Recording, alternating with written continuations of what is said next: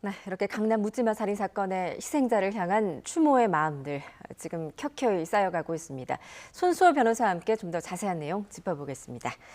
어서 오세요. 네, 안녕하십니까. 예, 묻지마 살인 사건의 피해자가 된 20대 여성을 추모하는 공간이 됐습니다. 지금 강남역이. 그거는 이제 누구나 한 번쯤은 가봤을 공간이기도 하고 또 내가 희생양이 됐을 수도 있겠다라는 동감이 지금 퍼지고 있는 것 같은데요. 어떤 사회적 함의가 있다고 보십니까? 네, 그동안 끔찍하고 안타까운 그런 살인 사건들은 많이 있어왔습니다. 더군다나 또 이제 젊은 여성이 희생된 경우도 적지 않게 있거든요. 그런데 유독 이번 사건의 경우에 더욱더 이제 애도의 물결이 이제 강한 것은 그 장소적인 그런 의미도 있겠고요. 또한 그동안 여성들에 대한 어떤 혐오가 계속 이제 쌓여왔고 그러한 그 범행으로 이번에 그 범죄의 원인이 그 여성 혐오가 아니겠느냐, 여기에 대한 그 분노가 좀 있는 것 같습니다. 예.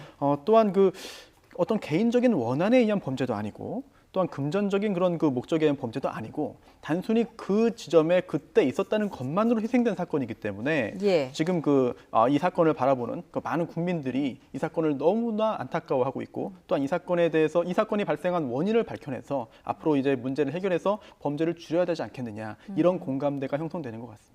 예. 지금 이제 이번 사건이 아무런 이유 없이 범행을 한 묻지마 범죄이냐, 아니면 이 피의자가 진술을 했듯이 여성에 대한 혐오, 그러니까 여성에 대한 또 그런 자신의 어떤 생각이 발현된 것이냐, 지금 의견이 분분한 것 같습니다. 그렇습니다. 그래서 이제 이게 어떻게 보면은 여성 혐오에 대한 어떤 시민 운동으로까지도 번져가는 모양새거든요. 네, 그렇습니다. 그동안 써서는 안 되는 단어들이 또 많이 회자가 됐죠. 예. 그런 운전을 못하는 여성들을 지칭하는 단어라든지, 아니면 한국 여성들을 또 싸잡아서 비난하는 그런 용어라든지, 이런 것들이 많이 그 입에 오르내리기도 했고요. 또한 또 특정 인터넷 사이트에서는 대놓고 여성들을 이제 비하하는 그런 문화들을 만들어내기도 했습니다. 예. 그리고 그런 것들이 이제 걸러내지 못하는 그런 일부 계층에서 더더욱 확대 생산했기 때문에 그동안 그러한 과정을 통해서 만들어진 여성 혐오 문화에 대한 예. 반발이 이번에 정말 강하게 나오는 것 같은데요.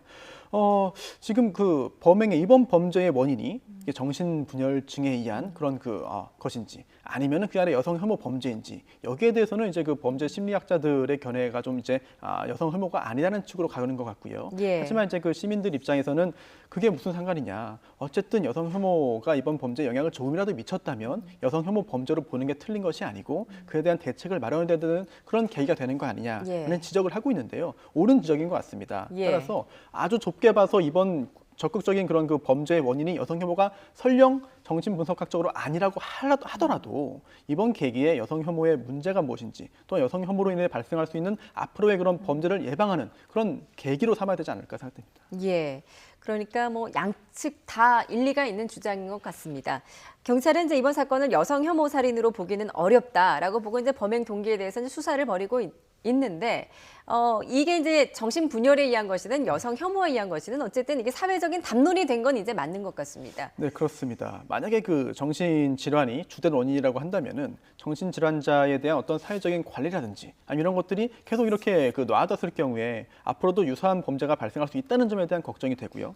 또한 여성 혐오가 주된 원인이라고 한다면은 예. 이게 지금은 여성에 대한 그런 혐오가 이제 나왔지만 이게 현재 젊은 남성들이 취업난 그리고 계층 이동의 고착화 등등으로 이제 꼭 여성뿐이 아니라 다른 사회적 약자에 대한 공격적인 성향이 계속 또 나올 수가 있습니다. 예. 따라서 그런 점에 있어서 우리 사회가 같이 한번 고민을 해야 되는 때가 이제는 된 것이 아닌가 생각이 됩니다. 예.